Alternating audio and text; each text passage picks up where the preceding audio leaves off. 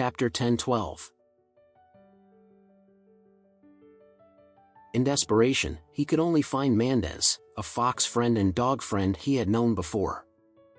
Originally, he wanted to borrow nearly $800,000 from him for emergency assistance, but Mendez was also short of money during this time. Mendez complained to him that the police have been working too hard in cracking down on human trafficking recently, and a family of 6 is almost out of food. Mendez also told him that he is now looking for suitable children everywhere to sell to the South. Now the price is high. If you find resources, you can make a lot of money.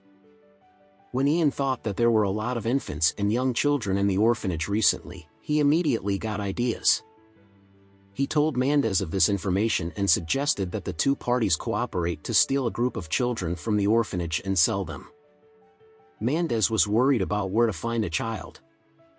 When he heard that there were many orphanages, his heart was ecstatic, and his thoughts were suddenly moved. Ian knows well about the orphanage. He knows that the orphanage has many loopholes because of its disrepair due to years of disrepair, inadequate funding, insufficient staff, and inability to keep up with security facilities. As long as those familiar with the process can find a breakthrough. So he immediately took the lead and worked out a more detailed plan. As soon as Mendez saw the feasibility of this sentence, he immediately brought in a family of 6. Ian was very dissatisfied with the participation of Mendez's family of 6, because he knew that the reason why the other party called so many people was because he wanted to pay more. If you only do this with Mendez, the 10 children will sell for more than $1 million by then, and each of the 2 will be able to divide between $600,000 and $700,000. As a result, Mendez brought in another 5 members of the family and immediately diluted his share. This shameless Mendez, who was shamelessly trying to divide his head evenly, would be divided into 7 parts, and he would only have $200,000 at most. Ian fought hard with Mendez, and finally decided on a distribution method. Ian got $500,000, and the rest went to Mendez's family. Suddenly losing $250,000 of income, Ian was naturally very depressed. But he didn't have any good solutions, because if the other party had to leave him alone, he would be finished. In desperation, he could only suffer from this dumb loss.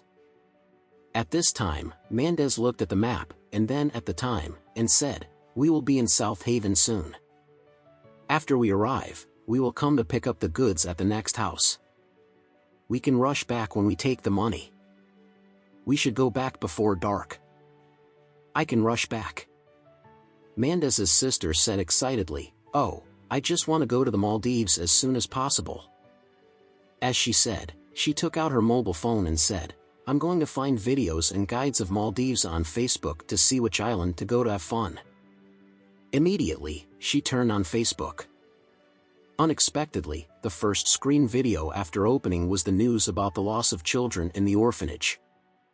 This news video has only been released for 2 or 3 hours, and it has more than 5 million likes and more than 400,000 comments. She tightened her heart, and when she opened the comment, she was shocked. Because all the comments in the comments demanded the execution of the trafficker, the killing of the trafficker's family, and so on. She subconsciously said, "Oh, that's bad, this matter has already hit the headlines. It seems that people all over the country are paying attention to it. Are we doing something big?" "What are you afraid of?" Mendez said indifferently. "There is no substantial difference between stealing 1 and stealing 10. Besides, I'm careful along the way. No clues are left. No one can find us. It is impossible to doubt us." As he said triumphantly, "You can rest assured.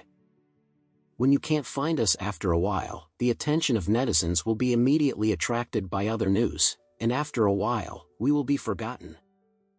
Up.